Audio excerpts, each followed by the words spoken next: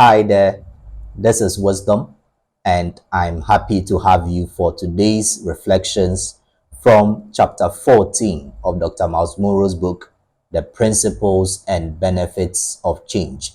The Principles and Benefits of Change. Our focus is on the theme overseeing change in your world. Overseeing change in your world. And the sub theme is keys to planning and preparing for change. So the chapter 14 is on the theme overseeing change in your world, keys to planning and preparing for change. And I believe that the lessons that we'll pick from this chapter are practical lessons that can help us in various areas of our life as we embrace the inevitability of change and we become masters of change rather than victims of change. The chapter begins with a quote from Tyrone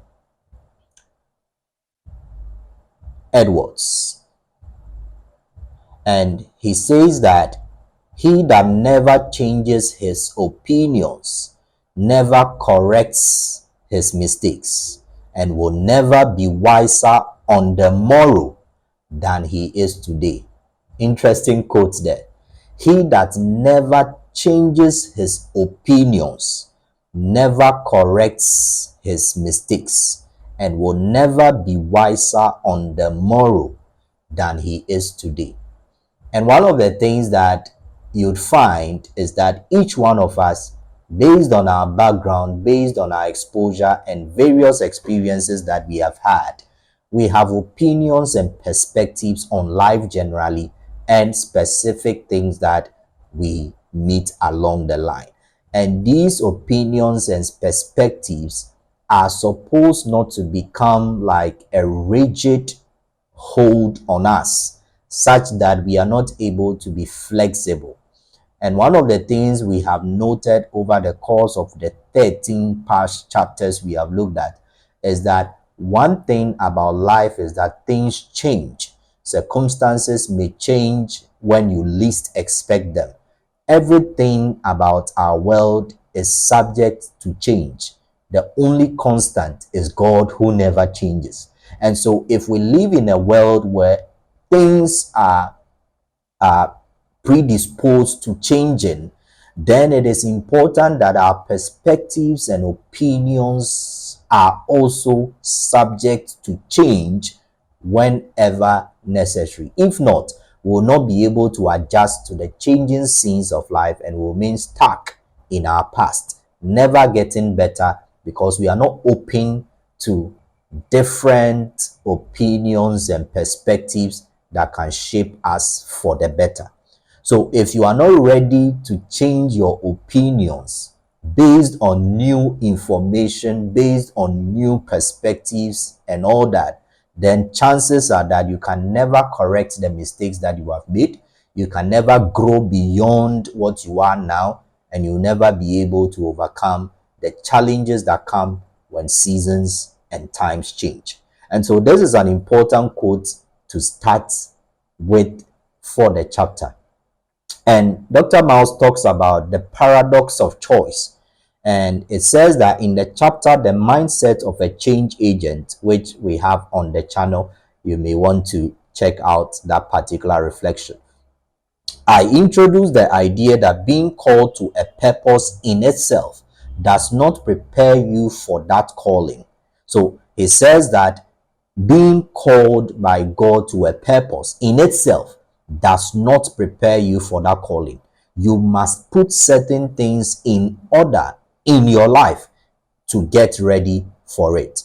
And so just the fact that God knew you even before you were born and predestined you and gave you a certain purpose to live for, and you have this destination that God has set for you, and his plans for you are good and not for evil, and he wants to bring you to an expected end, does not make you prepared for that particular end, for that particular purpose. And so you have a choice in all of these to ensure that you get to that end that God has in mind for you. that purpose that he wants you to fulfill, you have a role to play. And if you play an active role in that whole scheme of things, that is when you'll be able to fulfill purpose. So he calls this need to choose your chosen destination or destiny the paradox of choice. So, in other words, you have to choose your own chosen destiny. I call this decision the paradox of choice. The decisions and plans related to my purpose that I committed to as a young teenager set the course of my life on a positive path, one that I continue to follow in fulfilling my purpose and serving others in my generation. And I can say that Dr. Myles Munroe has been one of the very critical people that I have learned so much from. And although he is no more and he is in blessed memory, his works, his teachings, his books continue to impact many, many people. The first time I heard him teaching, it was like it struck a chord in me. It was on the TV, and I was like, wow, what kind of man, what kind of knowledge is this? This was something that awakened me. And I believe that particular teaching, first teaching I heard of him on a TV, would be either Life is Not a Game. I can't recall exactly, but it should be Life is Not a Game. And from then on, I listened to different sermons and teachings from Dr. Myles, and I read a lot of his books. I started with Understanding Your Potential, and that was one book that really set me on course to understanding myself, understanding my God-given potential, and I moved on and on and on. And this is an important thing to understand, that God has a plan that he has set your life into, and that plan has an end, which is the destiny he has, in mind for you. But you have a choice to determine how you want to move in this life, how you want to plan yourself around God's ultimate grand agenda and plan for you, which is his purpose for your life. And so if you are not able to choose your chosen destiny and walk in it consciously, intentionally, then there will be a lot of challenges that you are not able to surmount. So it says that we know that not all change is improvement. Very important point. Not all change is improvement. The fact that something has changed does not mean there's an improvement. The fact that you are no longer who you used to be does not mean that you have improved in your character, in your speech, in your work ethics, and all that. Change does not necessarily mean or equate to improvement.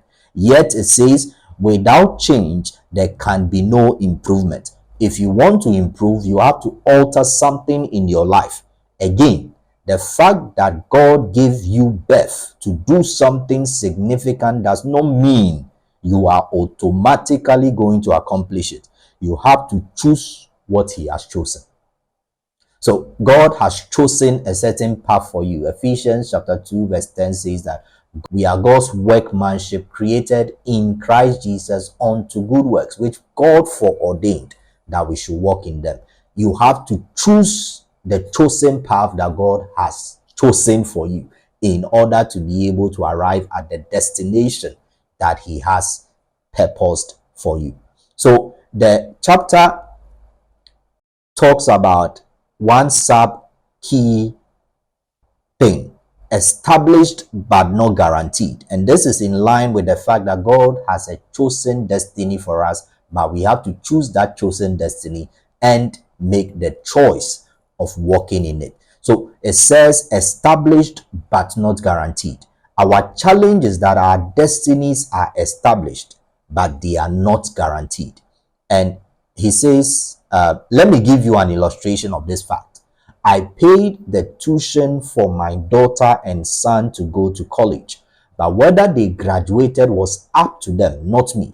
My destiny for them was already established, and I was committed to paying their college fees. In my mind, I had already seen them with degrees at the end of their university studies. But would they make it to the completion of their purposes? To do so, they had to go to classes, pass exams, complete projects, and fulfill all the school's requirements. And my daughter and son did graduate from college. Now they both also have their master's degree, so they took that purpose even further.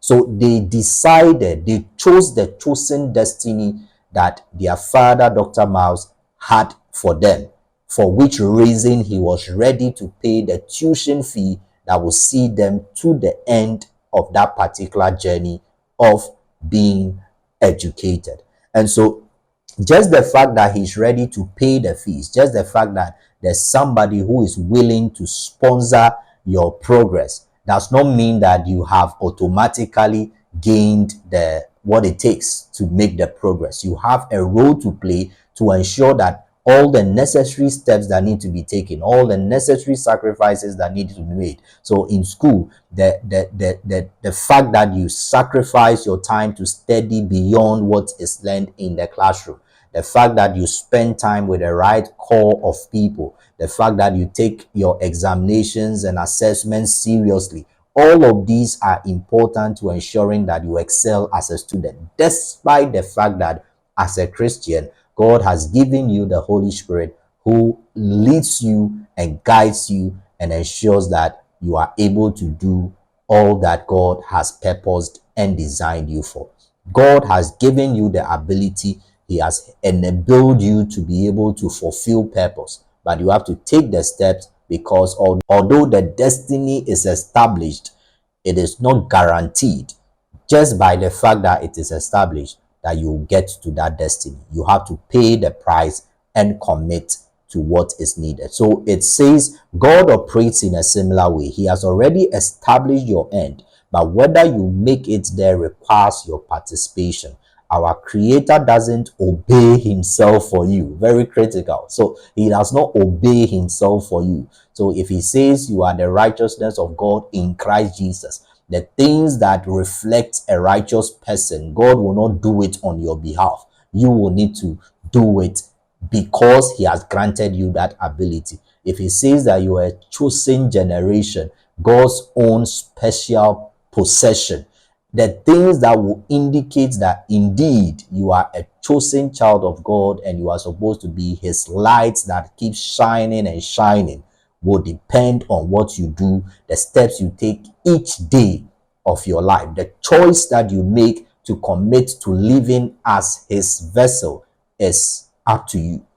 He has given you the ability and He is willing to help you to do it, but it is up to you to make the choice and participate in what God already has established. Our Creator, once again, doesn't obey Himself for you, writes down plans for you on how to go about your day and your week, about your learning and your work and all that, or develop skills for you. Every human being is given a free will, and this is why we must make the decision to choose our chosen destinies and to do what is necessary to fulfill them. So the question is, have you chosen your chosen destiny, and are you doing what is necessary to fulfill it?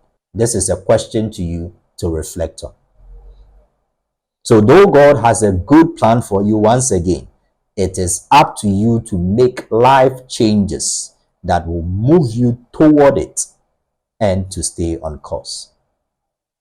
So I may pray to God for a good job, but if I get that good job, what will keep me in the job, what will keep them to maintain me beyond probably my probation period, is how diligent I will be in that particular job, whether I'll be able to fulfill the deadlines, meet the deadlines, do the assignments that are given to me, offer the needed services that I am supposed to offer to clients, and get good feedback from these clients and all that. All of those will ensure that I am maintained, and my promotion along the line will also depend on how much I am giving to the cause of the work. And what comes to mind is the account of Daniel. And I am always excited about the account of Daniel because you see a man who chose his chosen destiny, and he decided to do the necessary things that made him relevant in a foreign land. So in Babylon, he may have come in as a Hebrew boy who was taken captive.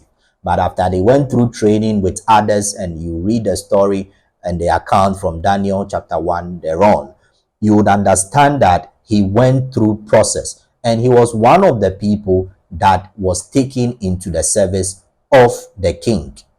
And when you get to Daniel chapter 6, we get to realize that he was appointed by the king into a high office. So Daniel chapter 6 from the verse 1, it pleased Darius to appoint 120 satraps to rule throughout the kingdom, with 3 administrators over them, one of whom was Daniel. The satraps were made accountable to them, so that the king might not suffer loss. So for Daniel to be appointed, it means that he was a diligent person, and they saw in him the skills and knowledge that were required of somebody who can be appointed to oversee people that were supposed to rule over various aspects of the kingdom, so that the king will not suffer loss. It takes a diligent man to be appointed into such a position. So God may have chosen a destiny for Daniel such that in the end he will be one of the most pronounced, prominent people wherever he goes. The destiny is established, but the guarantee is not there, except the fact that he commits himself to being diligent in the roles that were assigned to him. So when you continue from verse 3, it says, "Now Daniel so distinguished himself among the administrators and the satraps by his exceptional qualities." It is a choice to build those qualities. It is a choice to commit to not being corrupted. So he was so exceptional that the king planned to set him over the whole kingdom. The king planned, based on what he was seeing, the reports he was getting, the favorable reports he was getting about how this man was doing the things the right way. At this, the verse 4 says that administrators and satraps tried to find grounds for charges against Daniel in his conduct of government affairs. But interestingly, they were unable to do so. They could find no corruption in him because he was trustworthy and neither corrupt nor diligent. This was a man who had chosen his chosen destination, his chosen destiny. And so he reflected the kind of life that God expected him to reflect, so that he will rise and keep rising in the kingdom, even of a foreign land. So it is up to you to make the life changes and the choices that will make sure that you are on course to the desired future that you want. And another key angle that we find in the chapter is the ordered change. And it talks about the men of Issachar who understood, as the scripture says, the times. Like the men of Issachar, it says, if you see that the times are shifting and that you must soon take responsibility in the midst of a specific change, then you have to prepare for it.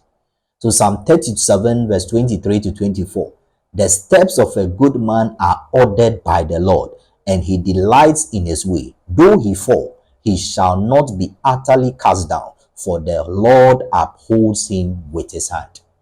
So understanding how things are changing and being able to understand how the order of things will be, because God is the one who orders the steps of a good man, that will help you to stay on course, to be able to plan ahead and be able to fulfill the desires and the necessities of the new seasons that will come. So the chapter says, unless we plan ahead, our lives will be in disorder when change comes. And before you can plan ahead, then it means you should be able to track how things are changing, so that you'll be able to stay in command.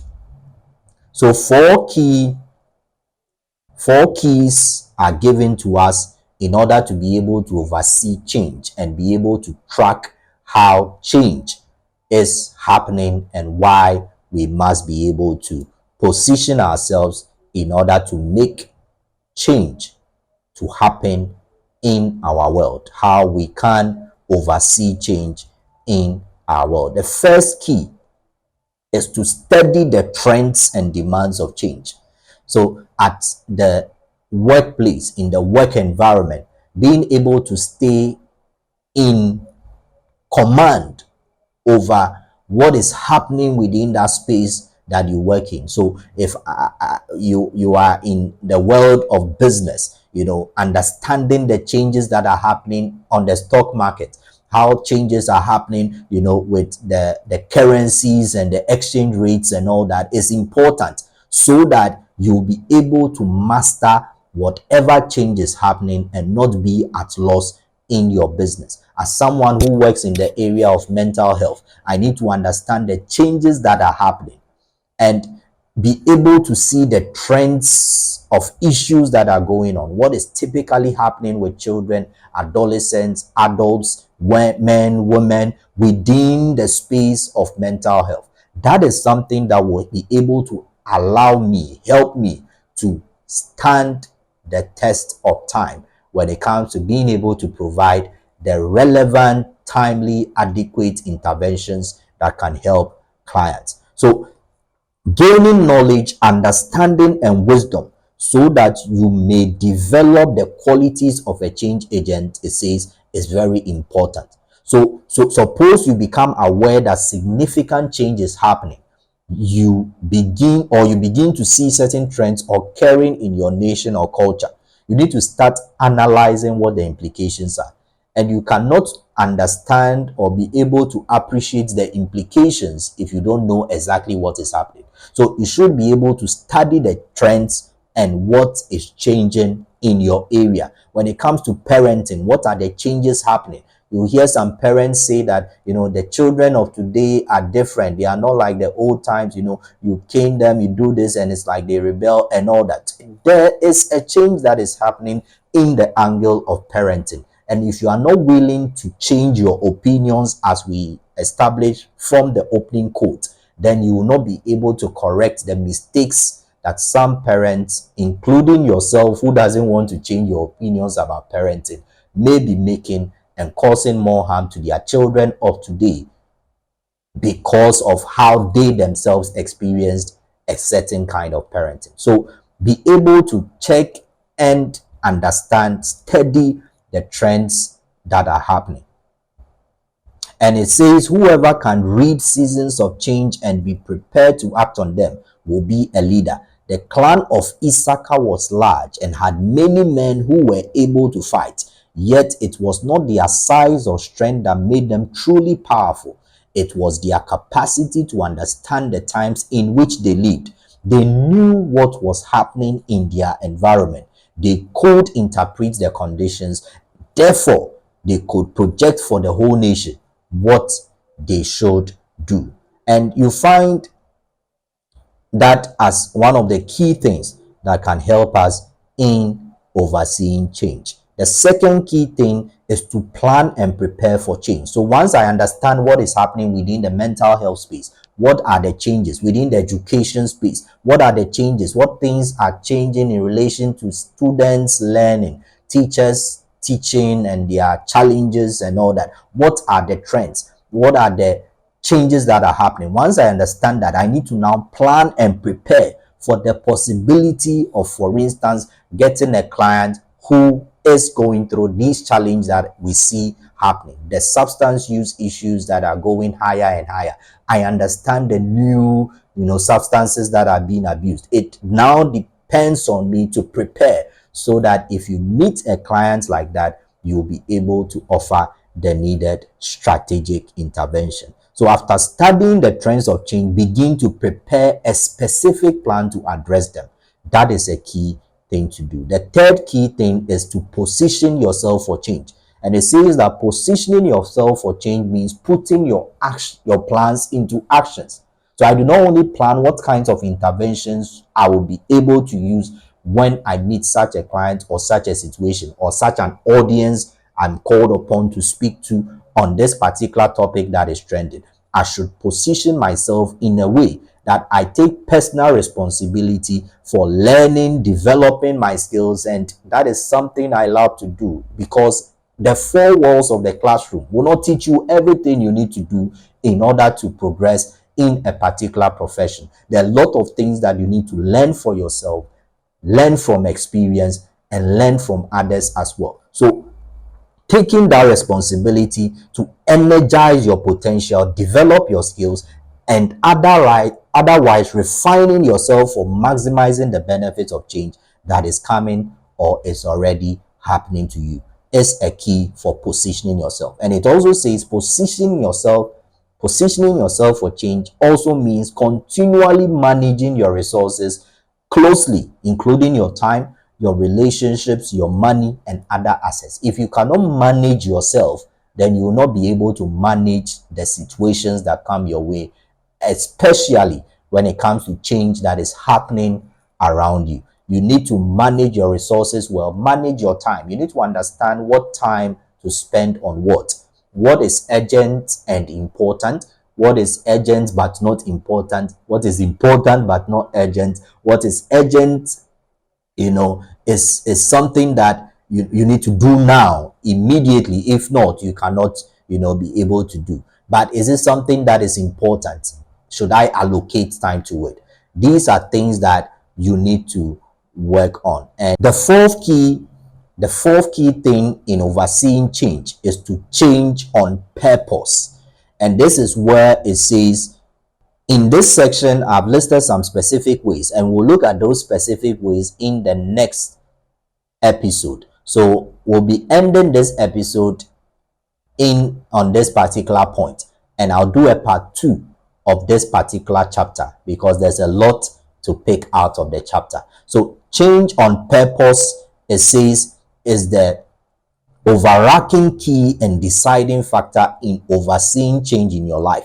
Changing on purpose means making a decision to always be, to the best of your ability, on the front curve of change.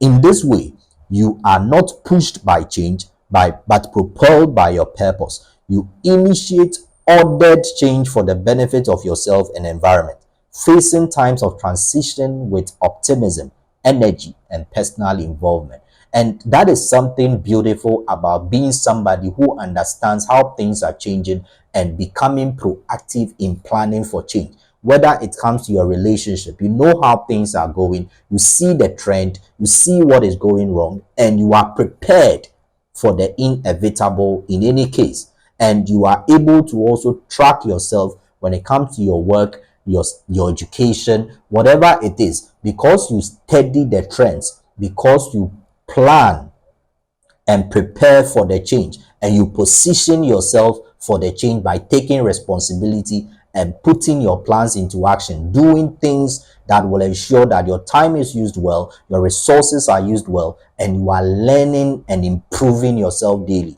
will ensure that you change on purpose.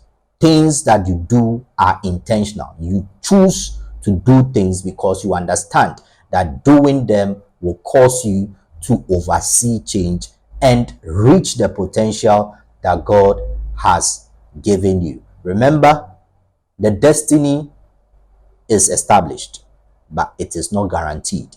It will take your choice, your intentional steps to arrive at the destination that God has purpose for you.